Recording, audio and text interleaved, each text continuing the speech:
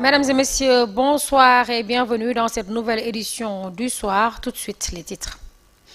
Au sommaire de cette édition, parlons de la prestation de serment, une tradition constitutionnalisée depuis 1933 de Léopold Sédar Senghor à Macky Sall. 4 présidents se sont succédés à la magistrature suprême. Chacun d'eux a sacrifié à la solennelle cérémonie de prestation de serment.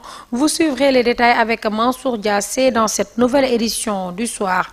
Et puis, alternance au pouvoir, le nouveau agenda de Bassirou Diomaye Diakhar Faye, déjà élu président du Sénégal depuis le 24 mars dernier. Le nouveau président sera installé ce mardi 2 avril 2024. Une prestation de serment est prévue ce jour à Diamniadio, suivie de la passation de service au Palais de la République avec le président sortant Macky Sall. Ainsi, par cet acte, les pleins pouvoirs lui seront ainsi confiés.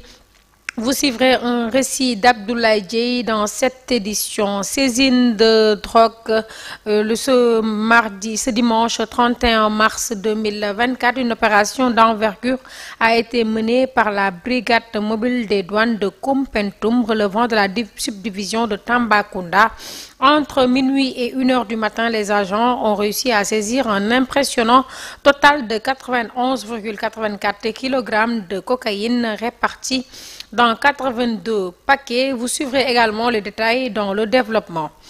Actualité internationale municipale en Turquie, l'opposition remporte une victoire historique. Le président Recep Tayyip Erdogan espérait voir son parti remporter le scrutin à Istanbul et à Ankara, mais les premiers résultats ont vite laissé un entrevoir de raz de marée de l'opposition au-delà même des 2 plus grandes villes turques. Nous y reviendrons en détail dans cette nouvelle édition du soir. Mesdames et messieurs, merci de nous rester fidèles. Dans un instant, le développement.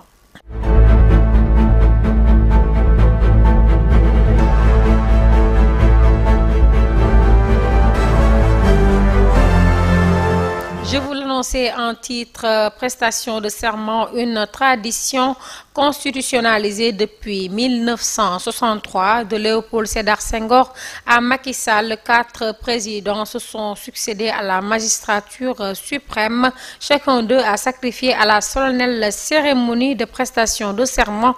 Plus de détails avec Mansour Diassé.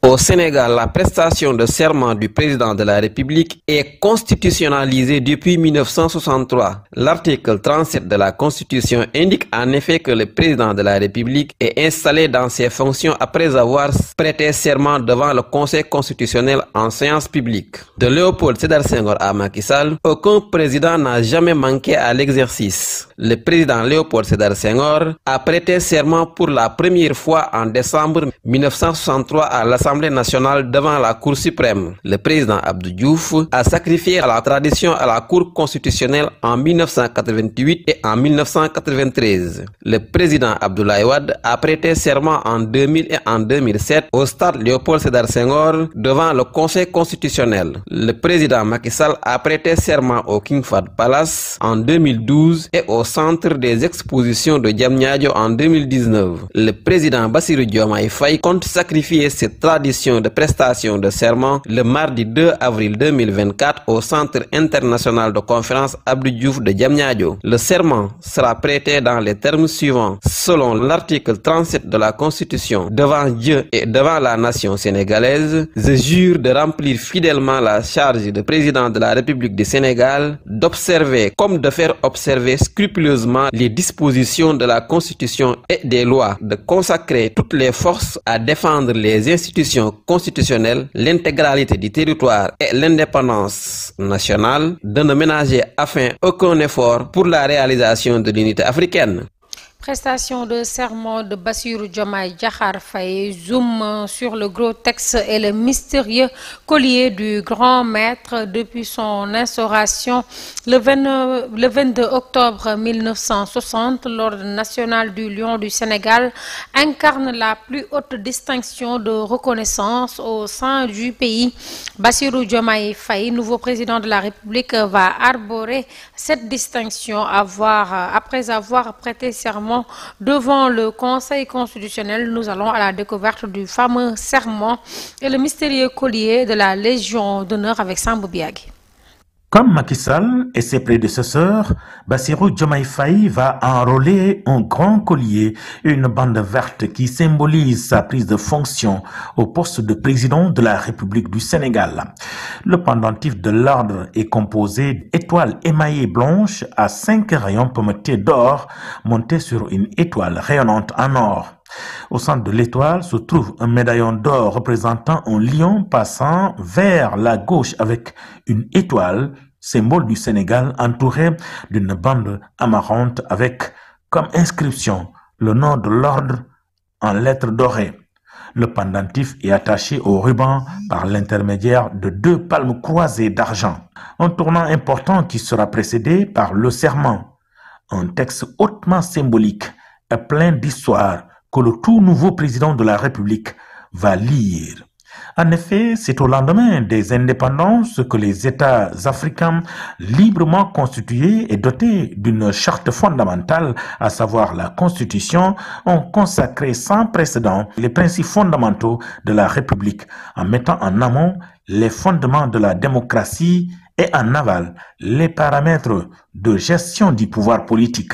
La structuration de l'appareil étatique a su démontrer une sensibilité notoire à certaines fonctions électives qui a abouti à une prestation de serment en vue de respecter les engagements fondamentaux. Par définition donc, la prestation de serment est un acte solennel par lequel le président de la République récemment élu à l'élection présidentielle s'engage à remplir ses fonctions avec intégrité, loyauté et dévouement.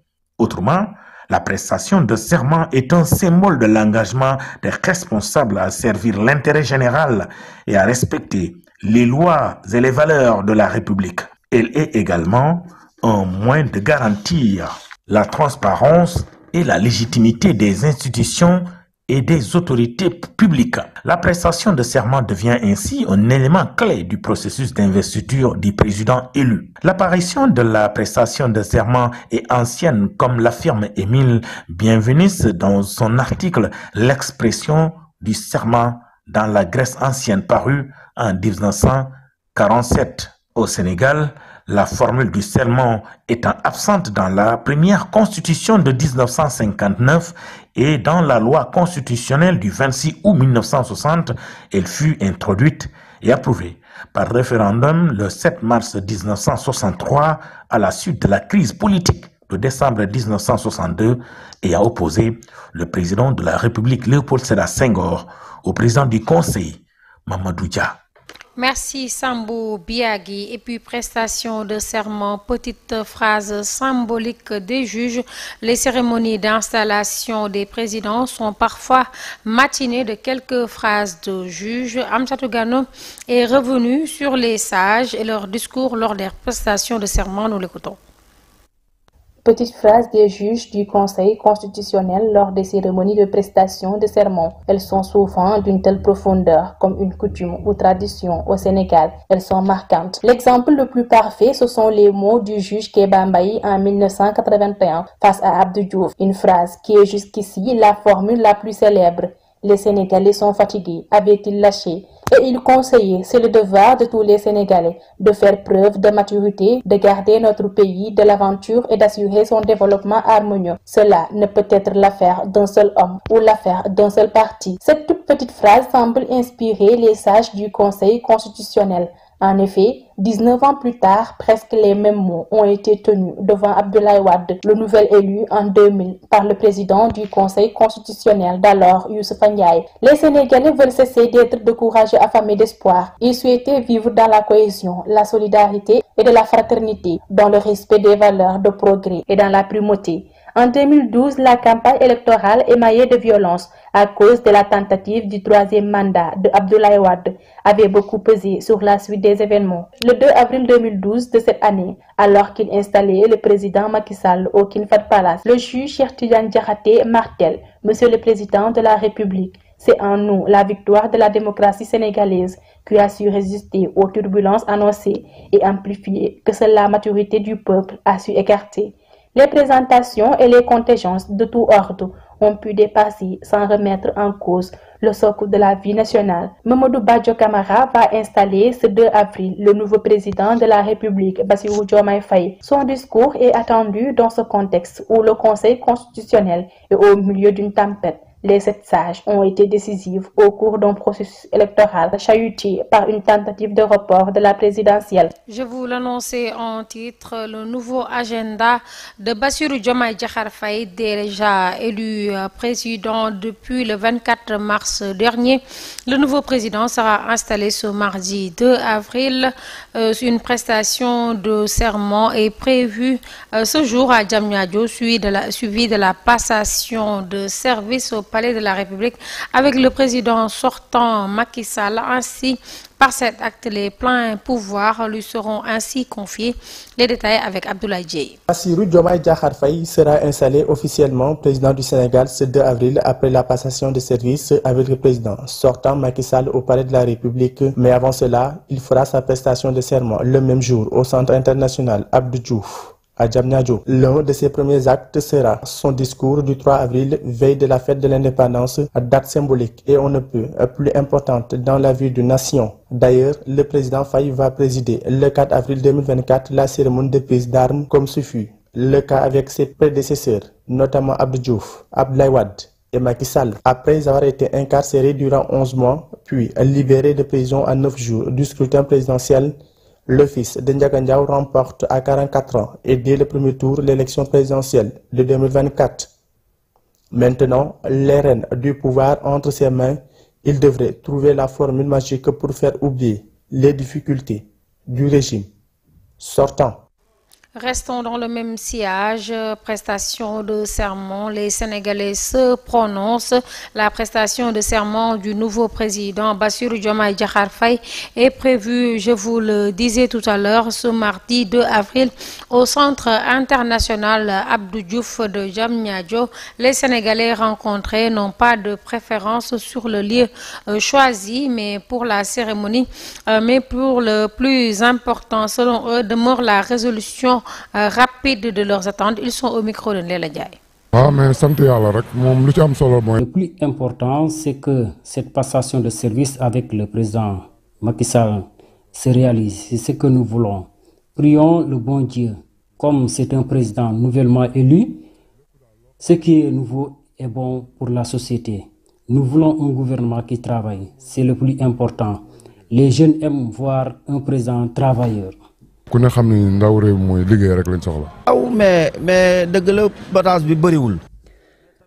président de la République du Sénégal, nouvellement élu Bassirou Diomaye Faye, connaît les priorités du Sénégal. D'abord, la baisse des produits alimentaires, de régler le problème du secteur de la santé. Le président Bassirou le sait. Raison de plus, il nous a demandé nos cartes d'électeurs. Dieu est grand. Nous avons vu quand Diomaye a gagné, il y avait des gouttes d'eau tombées du ciel. Parmi les urgences, nous pouvons recenser le nouveau gouvernement Momar Talla Gueye qui donne son avis. Les Sénégalais attendent avec impatience la formation du nouveau gouvernement. Chacun donne sa composition. Selon Momar Talla Gueye, analyste politique, ce nouveau gouvernement doit être composé d'hommes et de femmes expérimentés avec des profils différents. Concernant le Premier ministre, il mise sur l'expérience et la sagesse. Il s'est tenu avec Abdoulaye Dieye. Pour le nouveau gouvernement qui sera mis en place par le président de la République, ça sera un gouvernement qui sera composé d'hommes avec grand H, d'hommes avec un bon profil et surtout des hommes d'expérience dans leurs domaines respectifs. Pour le profil du Premier ministre, je pense qu'il faudrait être d'abord un homme âgé, un homme qui a l'expérience de la chose publique, qui a l'expérience gouvernementale et puis qui est doté d'une bonne presse et qui partage les mêmes objectifs que le président de la République. Mais je pense qu'avec cet homme qui pourra gérer l'attelage gouvernemental pour préserver le plus longtemps possible l'espoir que les Sénégalais ont envers cet homme, le nouveau président de la République du Sénégal. Pour le profil des ministres, mais je pense qu'il faudrait des hommes qui ont une connaissance avérée dans leur domaine et qui ont aussi de l'expérience dans leurs domaines respectifs. Et qu'il faudrait aussi faire un bon maillage entre les politiques et les technocrates. Et puis, saisine de drogue 91,84 kg de cocaïne interceptée sur l'axe Tambacounda-Koupentoum par la douane sénégalaise. Dimanche 31 mars 2024, une opération d'envergure a été menée par la douane sénégalaise, la brigade mobile des douanes de Koupentoum, plus précisément relevant de la subdivision de Tambacounda. Entre minuit et 1h du matin, les agents ont réussi à saisir un impressionnant total de 91,84 kg de cocaïne répartis en 82 paquets. Les détails avec Ndella Ndiaye. La douane sénégalaise a saisi une importante quantité de cocaïne. L'opération de saisie s'est déroulée sur l'axe routier reliant Tambacounda à Koupentoum. Les douaniers ont d'abord intercepté un véhicule de marque Mercedes. La fouille minutieuse de ce premier véhicule a révélé la présence de 42 plaquettes de cocaïne, astucieusement dissimulées dans une cassette spécialement aménagée dans le coffre. Poursuivant leur intervention, les agents ont ensuite pris en charge un second véhicule, Mercedes. Sur une distance de 30 km, la fouille de ce dernier a conduit à la découverte de 40 plaquettes de cocaïne, également dissimulées dans le coffret du véhicule selon le même mode opératoire que le premier. La valeur de cette saisie est estimée à une somme de 7 milliards de francs CFA. Les deux individus à bord des véhicules de nationalité étrangère ont été placés en garde à vue. Cette saisie exceptionnelle témoigne de l'engagement sans faillite de la brigade mobile des douanes de Koupentoum dans la lutte contre le trafic illicite de drogue. Elle illustre la détermination de cette unité de faire face. Cette saisine de 91,84 kg de cocaïne représente une valeur de 7 milliards de nos francs. Écoutons à ce propos le colonel Boubacar Diem, directeur régional zone sud-est des douanes de Tambacounda et de Kédougou au micro d'Amadou Diallo. Les agents de la brigade mobile de Koupentoum, lors de contrôle routier, ont appréhendé 2 véhicules d'immatriculation étrangère qui, dans leur cargaison, transportaient du produit qui a été testé positif à la cocaïne pour une quantité d'un peu plus de 91 kg. Ces agents ont appréhendé ces véhicules dans le cadre de l'observation des indices qu'ils pouvaient percevoir en tant qu'agents de douane lors d'un contrôle. Et c'est ce qui fait que donc aujourd'hui, nous sommes venus ici pour magnifier ce travail et au nom de l'autorité de la douane, qui est le directeur général des douanes, et au nom du directeur des opérations douanières, leur manifester toute notre satisfaction. Parce que je pense que le directeur lui-même était là il y a quelque temps et qui avait donné des orientations surtout au-delà de nos missions de collecte de recettes, mais surtout travailler davantage sur les missions sécuritaires, surtout en ce qui concerne la lutte contre la criminalité transfrontalière organisée. On peut parler du trafic de drogue, du trafic de médicaments.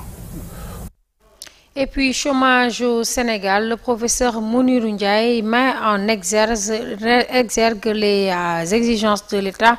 Cérémonie de dédicace et de présentation de ce livre intitulé « Le chômage au Sénégal, problématiques et pistes de solutions » par le professeur El Hadj Mounirou Ndiaye, par ailleurs auteur de l'ouvrage, a eu lieu à Larmotan. Des amis, parents et d'anciens collègues et des étudiants ont pris part à cette rencontre, en compte rendu de Lamine Diédhiou. Il faut que nguur gi xam ne donc chômage moom mooy question bi gën a brûlante bi nga xam ne moom lañ war a dëgmal pour def indi ci ay résultats. Mais bu ñu sukkandikoo ci bindikat bi xewi ndaw yi dafa tàggatémbe ndax jiitu réew mi yu fi jot a jaar kenn deful ci jéego ndax loi boobule dafa daté ci at 1970. fii ay programme ñoo fi am yoo xam ne bi ñu demee ba ci biir programme yi juruñu résultat donc fi mu toll nii li njëkk moom mooy ñu fexe ba programme ñu évaluer ko parce que Abdou Diouf évaluation yi mu waroon def ci programme Senghor pour mën a réussir defu ko Abdoulaye Wade bi mu ñëwee évaluation yi mu waroon def ci programme Abdou Diouf yi defu ko Macky Sall bi mu ñëwee aussi deful évaluation ñaari programme lañu ci évaluer muy Prodac ak ANIDA te dafa jël rapport yooyu mu dëgg ci tànkam te loolu xaalisu jàmbur la moo tax ay banque moo ñamee def seen xaalis ay te ñoom ñu am ful la ñu joxe seen xaalis dañ la fu dugg mais amul évaluation moom moo ñëw donc il faut que tey jii ñu lancer tout. Nous y reviendrons plus amplement dans nos prochaines éditions et puis actualité internationale municipale en Turquie. L'opposition remporte une victoire historique. Le président Recep Tayyip Erdogan espérait voir son parti remporter le scrutin à Istanbul et à Ankara, mais les premiers résultats ont vite laissé entrevoir un raz-de-marée de l'opposition. Au-delà même des deux plus grandes villes turques, l'opposition turque est en passe dimanche 31 mars de remporter une large victoire à travers le pays et conserver Istanbul et Ankara, les deux plus grandes villes du pays. C'est exactement le scénario de Recep Tayyip Erdogan que Recep Tayyip Erdogan redoutait. Non seulement les maires d'opposition à Istanbul et à Ankara l'emportent une seconde fois face à un candidat du pouvoir qui plus est s'emparant de la majorité au conseil municipal, mais il augmente leur score par rapport à 2019, et ce alors même que ces maires n'étaient pas soutenus que par leur parti, le CHP. Il y a 5 ans, ils avaient été élus grâce à une alliance de partis d'opposition. Autrement dit, Recep Tayyip Erdogan a face à lui deux rivaux capables de rassembler les voix de l'opposition au sens large du terme et dont la popularité rivalise avec la sienne. C'est particulièrement vrai en ce qui concerne le maire d'Istanbul, Ekrem İmamoğlu, et pour lequel le destin national pourrait s'être ouvert dimanche soir à 4 ans de la prochaine présidentielle. Parlons des fêtes de Pâques. Dans son passage Urbi Orbi, le pape plaide pour la paix et s'offre un bain de foule. Le pape François a prononcé ce dimanche 31 mars son traditionnel message à la ville et au monde, revenant sur de nombreuses situations de conflit et de pauvreté, notamment à Gaza, en Ukraine, mais en tournant également son regard vers le continent africain. La guerre est toujours une défaite, a lancé François dans ce message Urbi Orbi axé sur la paix. Le pape a également évoqué le cas des migrants, un thème qui lui est très ouvert aujourd'hui, très cher, et souhaité que l'expérience de Pâques puisse ouvrir un chemin d'espérance aux personnes qui souffrent de pénurie alimentaire, tout comme des effets du changement climatique, de rivalité, de réalité vécue au premier plan par de nombreux pays du continent africain. Mesdames et messieurs, merci de nous rester fidèles. Merci d'avoir suivi cette nouvelle édition. Nos remerciements à toute l'équipe de la rédaction de GTV, également au coordonnateur et puis à l'équipe technique. Mesdames et messieurs, joyeuse Pâques à la communauté chrétienne, mais également bon Ramadan à toute la communauté musulmane. Bonne suite des programmes sur GTV.